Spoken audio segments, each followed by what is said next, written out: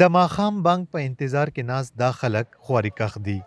دوی کې زیاتره داسې هم شته چې نن یې مزدوري نه ده کړې، خو بیا هم ورته د یو ښه روجماتې انتظام شوی.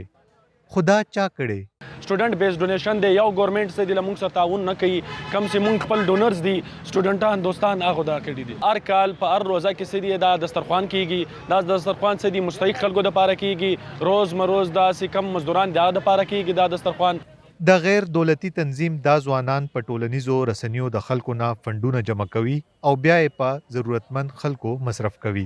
دوی زیاتوي چې دیاړیدار طبقه ګرانۍ ډیره ځپلې ده او تیر کلونو په مناسبت په ضرورتمند خلکو کې ډیره اضافه راغلې ده. معاشي کم حالت دی پاکستان نن سبا هغه ډیر زیات بدتر دی او چې کم دلته دیاړیدار طبقه د هغه ډیر زیات افیکټ شوی ده او چې کم د سیزونو ریټونه دي فروټ شو یا چکن شو هر څه ایون هغه هر څه ډبل شوی دي او هغې په وجه زموږ د دسترخوان خرچه هم د تیر کال نه دې کال ډبل شوی ده. د دسترخوان ته سړو سره سره زنانه او ماشومان هم راځي.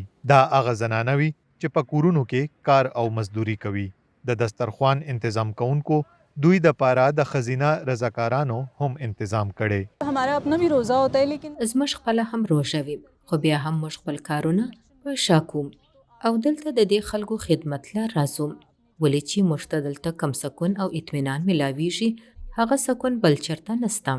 زموږ سره د روزانه په بنیاد یو شمیر نور ښځې هم مرستې کوي.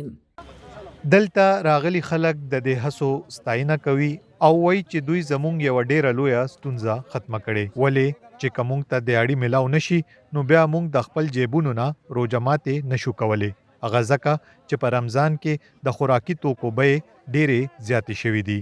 دا مزدوري شته نه، دا ښه کار دی، د راشن ماشن روډه موږ دا دې سره روژه کولاو، مزدوري بالکل نشته، نه ځوانان لپاره نه بوډاګان لپاره.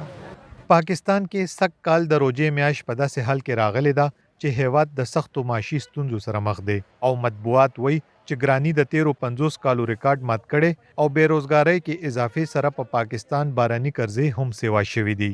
وقار احمد، وایس اف امریکا، ډیوا، اسلام آباد.